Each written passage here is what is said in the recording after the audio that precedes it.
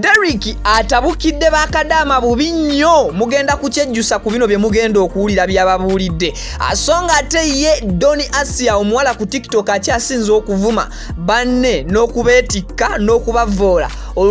akatambike ak'obuseegu akafulumye oba nudizize azifulumye ngenda kuba nzikuwa era nga nkuwa n'akatambi kano byonna obyerabireko kansooke nkusabe video eno mukwano gimpeereka liking aka video kasobole okutambula as usual we are proudly sponsored by Biva Organic abasangibwa ku Access Building Lwaga Road songa ate gwe ayina ebizibu ebyenjawulo abakugamba nti ajja tiikalodo ayagenda okulombereddwa ensonga mu mwaka guno omujja aleme kutawankana na bizibu byanjawulo ebitufumbekerako mu bulamu bwaffe asangibwa wakisosoolo mu contactingako ku namba y'essimu ejulaba mu kabox aka black okuli Hajati Kalodo omusomi weddwa akati mwana mulenzi Derick asinzidde buterevu gyali anasindika obubaka oba natabukira bubi nnyo abakadama bonna abavumye omuwala Kadama munnammwe oba Kadama munnaabwe eyavuddeyo na surprisinga Bruno K jukira nti nakoledde story wane olunaku olw'eggulo nti Bruno K waliwo Kadama eyamusurprisinze just n'obubaka obwa keke n'akamuli obumuli oba gifts ebirabo ebyenjawulo ebitonotono just abantu bayogedde bubi nnyo abakadama bangi bamuvumye nnyo abakadama banne so Derick avuddeyo na defending omukyalo ono njagala owulire bulungi ensonga ze angenda kubamba siibula mbalekera akatambi ka Derick then mbawe n'akatambi mu kaseera ke kamu akamwana muwala Doni Asiyah ng'obuseegu bwe bufuluma bino nno ebya Doni Asiyah byabeereddewo ku live video ye agyabaddeko ekiro ky'olunaku olwaleero wabula neyeekanga nga mu kusituka alaze ebitundu bye ebyekyama akale katubirabe subscribinga video nkugambye jimpere like sikugambye nkusabye busabe mukwano likinga ka video kano oluvanyuma ensonga zitambule abuterevu kale akatubulabe bu video buno bwombi ate oba oliawo tubufunemu kye mwetaaga okulaba kano ka video nkakoledde omuwala we Saudi Arabia eyakoledde Bruno K surprise bambi kye wakoze kyamaanyi nnyo era nkusabira mukama akuteremu obwangu tokkiriza muntu yenna kunafuya aboogera bagenda kwogera naye nkusaba bikuyiteko biti abantu abasinze okubeera negative baana babuwala ate mundabikidde okubanga bye basire queen b'e Kampala njagala soko babuuza kye yakoze kyamaanyi nnyo kiwaawaza amatu oba olw'okubeera kikoze Kadama bannange Kadama title ya mulimu Kadama si personality ya muntu njagala mukitegeere ekintu omwana oyo kye yakoze kisobola omuwanguza omutima gw'omusajja yenna ne bw'atabeera Bruno K yes lwansonga surprise tebalina bakiwandiika nti omusajja yalina okusurprisinga omukazi no naffe obuntu obutininga obwo tuba tubwagala nze mbabuulira mwe abasajja nga tebaagala ssente abula obuntu obutininga obwo ekintu kye bayita love is a feeling omwana yakoze ekimuli ku mutima kyawulira ekimuli ku mutima which is very okay gwe naali yatalina musajja ng'olina omusajja gw'owulira gw'oyagala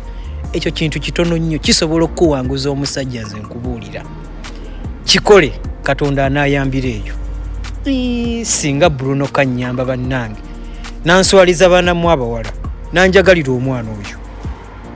yes ekisooka oyo omuwala ategeera she's understanding ekyokubiri she's hard working twagala bakozi abakazi abalina kye bateeka ku mmeeza simu abasuubira obusuubirizi buli kaseera you always expecting yes omukazi aweebwa kitegeerekeka naye kiki kyotadde ku mmeeza yes kiki kyotadde ku mmeeza mwana gwe mukama akuteremu obwangu ekyo kye wakoze oswaziza bangi nnyo ate era bangi bawadde ekyokuyiga kiki njagala kupuloyinga audio tulabe zino saala zinaakwatayo oba teziikwateyo Kitegeera zizino naye mukazi gwe wallahi billahi taala ngenda kusomera yezo omuto okutandika de ku Monday ennaku 9 kino kiwulire ono agenda kunsomera yeza omuto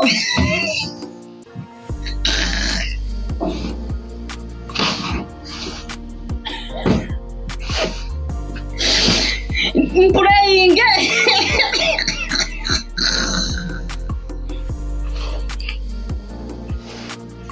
tutandike mulungi ngenda kusomera yezo omuto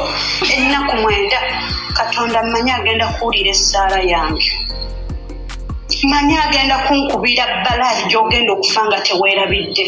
ojja kujja mu maaso ga kamera nga ewaze mu maaso ga kamera n'ovuma maama wa Brisha ojja kujja weetonde nze mbadde sigenda kujja ku WhatsApp yo naye kimpadde okujja ku WhatsApp yo nga kisusi it is too much olowooza omusajja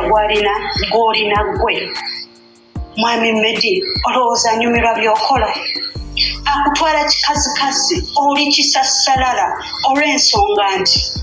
naye akimanyi mu bwongo we tunaayawukana kutuuka ovume maama awo nga tuvuddewo zikyaliyo n'olukalala luwanvu ezimu sinaba nakugira kiri sinaba nakupurayinga kati olaba wekifulumye ngana kale mukazi gwe tolina magezi okumanya kati before all of this one yajja mu inbox yange agamba bw'ati assalamu alaikum warahmatullahi wabarakatuh ogamba oti Doni Asiyah sibintu oli bulungi olambulidde sibintu olambulidde Doni Asiyah asaba kunyambamuko kwegayidde njagala kutoloka mu kiyumba ndi wano Jidda saba kunyambamuko basiba ssente nga mmeka anti nze kati simanyi location kati ono anvuma ono anvuma bw'ati waliwo agambye mbu simanyisa mbadde empale nedda mulabye ebisambi bambi munansonyiwa mulabye ebisambi nze ndi mukazi munene tosobola kulaba tusolo twange saagala ate mwefula abamanyi nnyo ono omukyala agenda okunsomera agambye agenda kunsomera ezakiya njagala kudda mumayisa bimanyi naye mukazi gwe wallahi billahi taala ngenda kusomera yezo omuto okutandika de ku Monday ennaku 9 kino kiwulire bulungi ngenda kusomera yezo omuto